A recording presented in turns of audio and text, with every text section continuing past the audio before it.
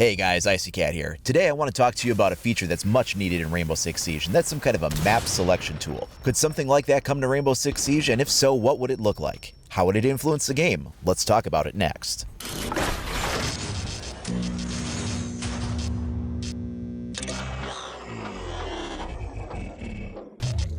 So Rainbow Six has an interesting feature as you play the game. You're never sure what map or mode you're going to be playing on.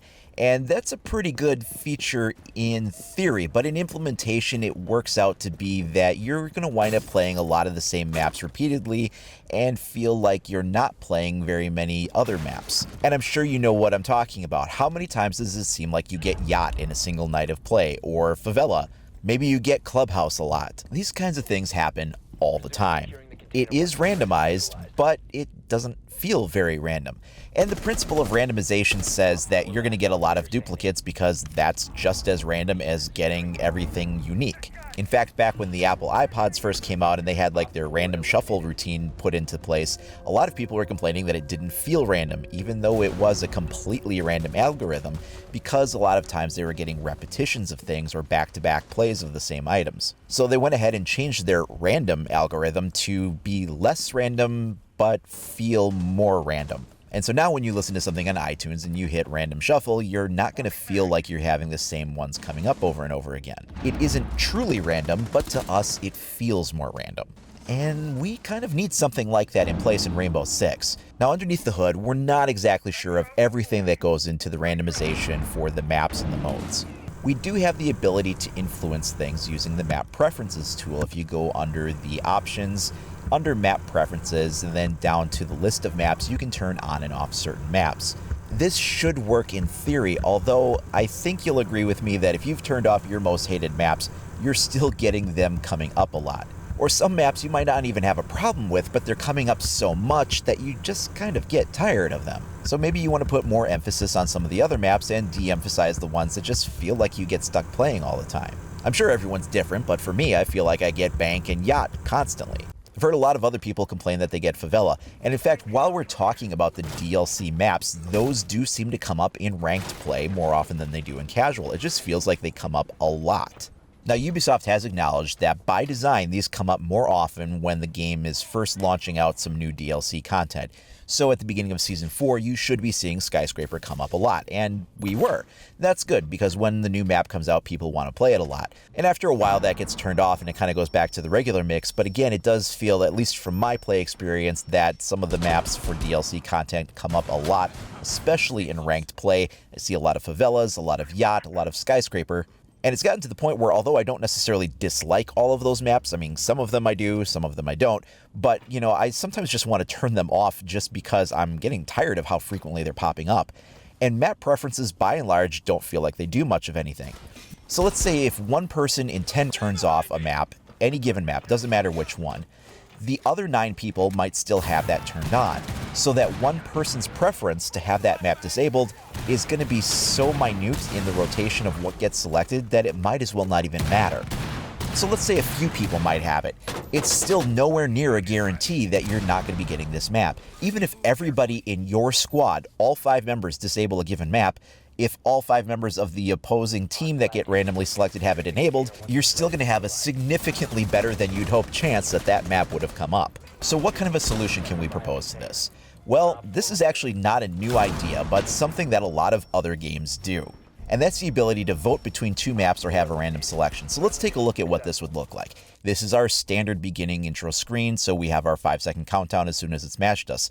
Let's pause it here for a second. Take a look at the screen. So we have some space to work with. Let's go ahead and slide everything up toward the top a little bit and give us some more room down below. And now we're going to slide in a few options for us to choose from, and we're going to reset the timer to 20 seconds. This is just an arbitrary number. Maybe through playtesting they could discover that you need less time or more time or whatever, but now we can make a selection between these 3 choices.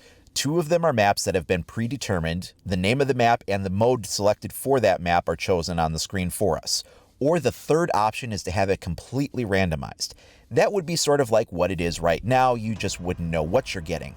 However, if one of those maps that came up was something that the teams were just sick of seeing, you could then get a chance to vote on the other map. A simple majority rule would dictate which one was selected. In the case of a tie, the matchmaking server could choose between one of the 3 options at random, or it could just default to the random selection. Additionally, if no one has chosen any selection, random could then just become the default. This would be a great way to step away from map fatigue. If you feel like you keep getting the same map over and over again, or one that the community is just not as favorable toward keeps coming up, this gives people a chance to vote out of it. There does, however, come a downfall with a system like that, and that's if you really enjoy playing some of the more obscure maps that the rest of the community doesn't like, you may actually get less chance to play on those maps. It's not a perfect system by any means, but then again, neither is the one in place. I've also seen a lot of competitive and professional players talk about how there needs to be some kind of a map selection in various comments that they've made online too. The actual pro players may prefer more of a pick and ban type system, but this would be more for the regular community at large. Now, I think a system like this would bring a lot of things to Siege as far as just keeping it refreshed, keeping people feeling like they're in a little bit more control over what they're choosing to play on. There's some nights that it feels like every round you play is a hostage round, or some nights where it feels like every other map seems to be, yacht or clubhouse or something, and this would give you the ability to control what is coming up. And while you're not guaranteed that your selection is the one that everybody else will pick, it at least gives you a chance to influence the outcome. I just don't think the map preferences feature is enough to give us the kind of influence and control that we want. It feels like a tool that literally winds up doing almost nothing. It might have some small degree of influence, but it's just so intangible you never see the result of it, and you feel like you wind up getting put into a lot of things that you've disabled. In the end, that just makes the player feel powerless over what's happening to them. They're supposed to have some kind of influence with this tool, but they don't see it. While Rainbow Six Siege is a very innovative game, and it's a breath of fresh air in the first-person shooter market, there are a lot of basic features that the game doesn't have that other ones do, and it just kind of makes you scratch your head. Last week in my January 5.3 update video, I was talking about how they added the feature to be able to pause the countdown before launching a custom game. This is a very basic feature, and surprised it took them almost a year to put into place.